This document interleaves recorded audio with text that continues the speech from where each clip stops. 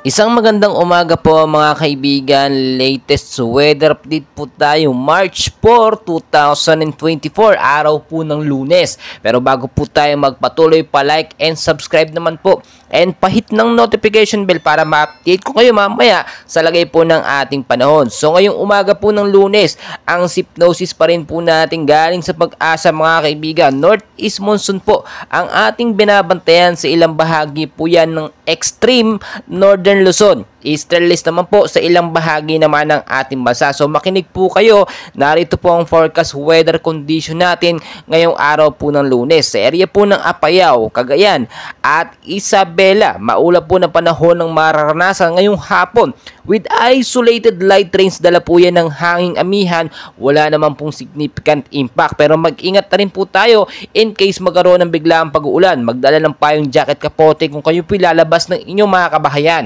Sa area po ng Batanes at Babuyan Island, mainit po na panahon sa umaga hanggang sa tanghali.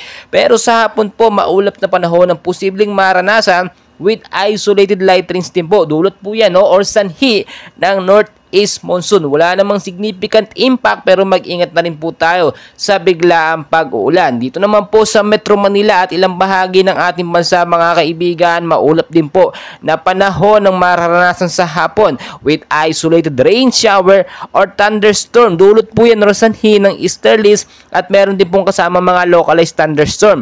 Ang impact po niya kung sakaling magtuloy at lumakas ang pag-uulan sa gabi, posibleng pagbabaha sa mababang lugar at landslide naman sa matataas na mga lugar. Mga kaibigan, wala pa naman po tayo as of now na binabantayan po ng mga bagyo sa loob ng Philippine Area of Responsibility.